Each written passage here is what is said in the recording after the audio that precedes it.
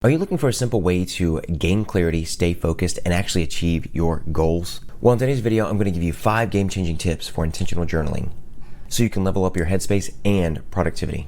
What's up, warriors? I'm Zook, and I help Christian men live in their purpose by crafting a killer morning evening routine so they can live in their purpose and thrive in life.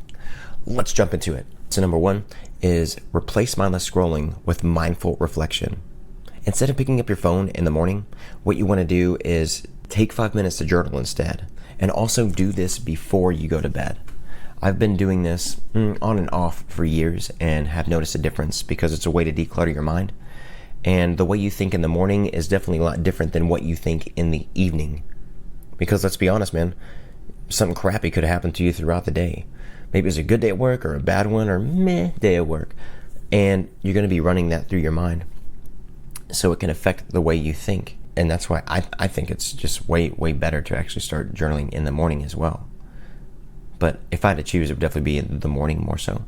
But whenever you declutter your mind at the end of the day, you can see what was working, what was helping you take step forwards to achieving your commitments or knocking out, some goals, your milestones, and it can help you a lot better, a lot more. I don't know which more is politically correct. I'll screw politically correctness. It changes all the time. All right, that's going to lead me into step 2. And you need to use a simple 3-part journaling system. You want to set goals, track your progress, and reflect and adjust. When you do that, it helps document your journey so you can see what's working and what's not. And this is, if you listen to any of these, listen to that one the most, because that one is the most beneficial for you. And I can even do it, if you want me to do a tutorial, I will do something like that. I mean, I'll keep it like pretty short, straight to the point, so that I won't sugarcoat anything. But you can give yourself a simple framework. And what I'd recommend, if you had like your ideal journal, have one that not only, my friend calls it the future and the present, but it will help with your mindset from shifting from the I can't or the anger mindset to literally reprogramming the way you think.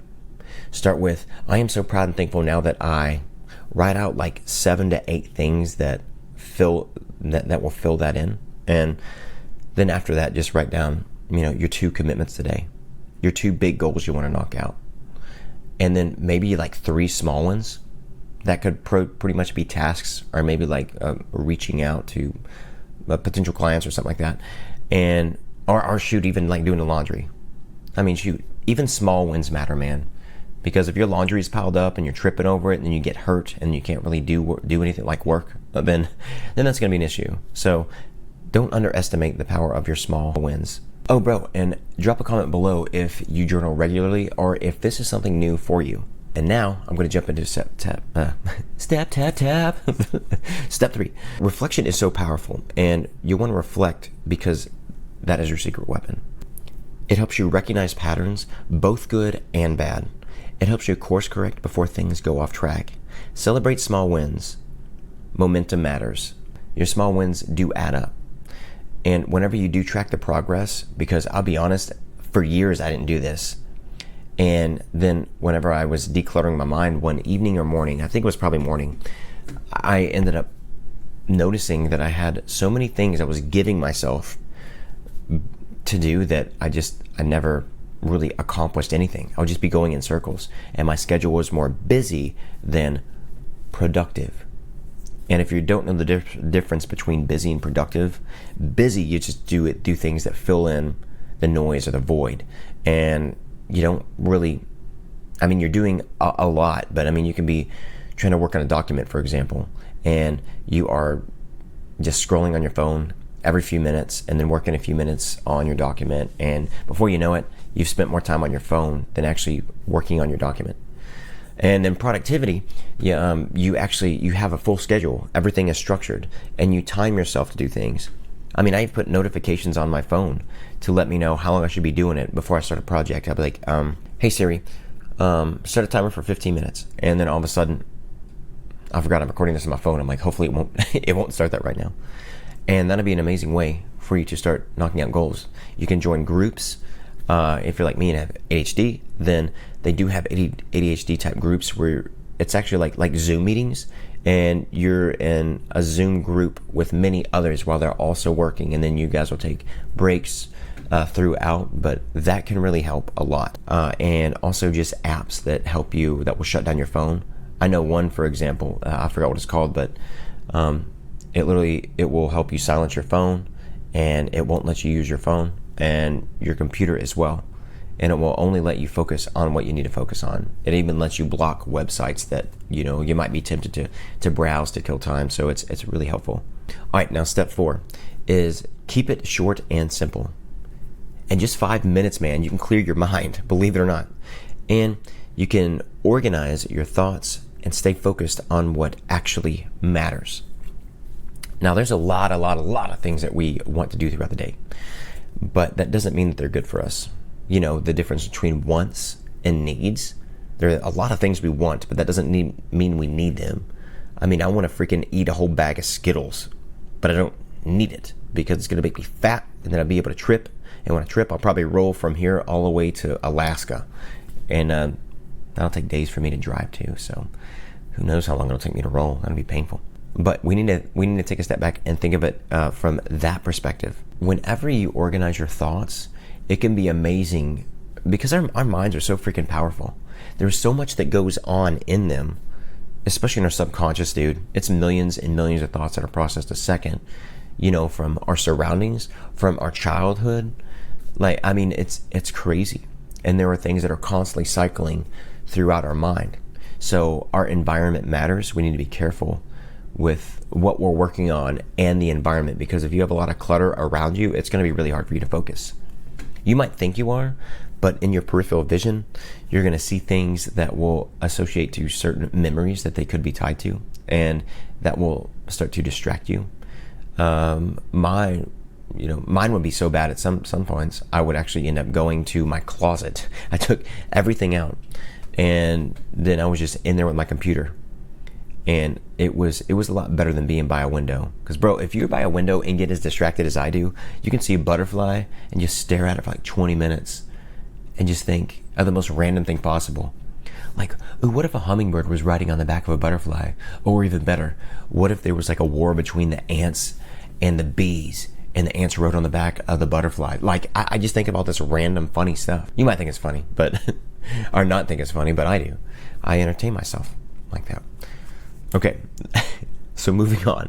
Oh, and this will be the last one. We kind of blew through this one today. Oh, so step 5 is you want to go old school with a physical notebook. And I've mentioned this before. You want to write things down that help you remember and process better. And in just a second, there's going to be a bonus tip I'm going to throw out there. I don't know why I did that. I'm going to do this. There's going to be a bonus tip I'm going to throw out there for you guys to help you with this process. So whenever you write things down, it will literally help you remember better. And, a lot of us need to remember things. I don't know if you need to, but I know I need to. I need a drink. If you haven't caught on at this point, you want to use a physical pen and notebook or pencil. I was trying to show you, here's what mine looks like. I know it's like chicken scratch. Look, my writing may not be the best, but it helps me make sense. And if you do need to make or take notes or anything, you might see that I make mine a little creative. You should look at the bullet point, the bullet journal. That guy, it's crazy. He has a whole course on it. And he has ADHD like me, and there are many others. So it's helped a lot of people. But just make your notes that you take fun to actually read and look at. You can even draw little pictures and things like that. But with me, I like to circle each topic I talk about because it helps keep me on focus. So I don't tend to go over the same one. Let's be honest, I've done it before. And, and that can be a little repetitive. I don't know. Maybe it's just me. Writing things down will help you remember and process better. And who doesn't want a better memory? There is this fella. His name is Jim Quick, Kwik. He has a podcast. It's called A Quick Brain. And I'd recommend his podcast. He solely focuses on the mind.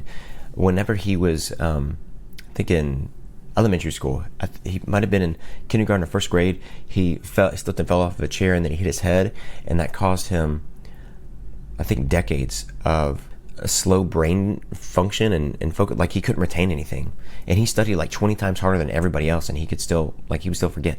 But I think it was after college. While in college, maybe he left or something like that. And then he ended up learning all these methods and started studying people, and it was amazing. Like he's known as the brain expert, even above doctors and things like that. I mean, it's cool. He's not. I don't think he has any schooling whatsoever in that, but it's something that he felt called to do, and not by God, because I don't believe he's a Christian, but God has given us all a purpose, whether you follow him or not. These are skills he has given everybody, and they're free gifts. So, if something's a gift, it's not really right to take it back, and people do abuse their gifts. But I know, going off topic, the norm. So I would go check out his podcast, because he has a lot of helpful people who'll have on there, and then also just tips he'll give you on how to read faster, how to retain your grocery list, which it's amazing. I'll tell you the grocery list one real quick, but whenever you go, for example, if it's like 20 items you need to get, you want to associate those items with parts of the body and just visualize in the most epic detail you can what they are. So if you want to go get like raisins or something, just pretend like you have eyes of raisins. And if you want to go and get milk, just pretend like you have milk jugs and milk is pouring out of your ears. This stuff may sound bogus and silly, but it actually does make a difference. And I can actually go to the store and actually not really remember. And dude, I can be super scatterbrained at times. So if I can do it, just about anybody can. Probably except this cat right over here laying down by the window. Cats have such a hard life. Oh, and now I'm going to jump into the bonus tip for you. So what you want to do is you want to use prompts. If you can't think of anything, I'm going to give you a few prompts that you can use. And you can start by saying, what is one thing I have learned today? That's a really good one, because I use that just about every other day. And what is one thing I am grateful for? Do that one every day. And that I make someone smile, because bro, it's the small things that can really help you reflect, pause, and be thankful. So use that one too. Like that's a really good one. And what is one thing I learned from today to make tomorrow better? And that's why reflecting a few steps back, that's why it's so powerful to reflect on what was working and what was not, so that then you can focus on what's winning or what's not working, and you can start winning the day. Because dude, man, it can take time to do this stuff, but you can knock it out. And I know that you can, warrior. I mean, God has designed us all to be able to like freaking kill these days. I don't know if I should phrase it that way, but just have amazing days all the time. And I'm going to make another video, and I'm excited, but it's going to show you how to enjoy every day and how to make, and kind of have like that childlike mindset. And it's going to be a lot of fun. I'm excited for that one. I'm going to do it with no shirt on. No, I'm just kidding. That might cause a lawsuit, because I don't think anybody should see what's under this. But yeah, with that said, because I already feel awkward, I'm going to jump off here. But bro, until next time, check out one of these videos. Maybe it's there or there after this. And if this is helpful to you, don't forget to like, subscribe. All right, bro. See ya.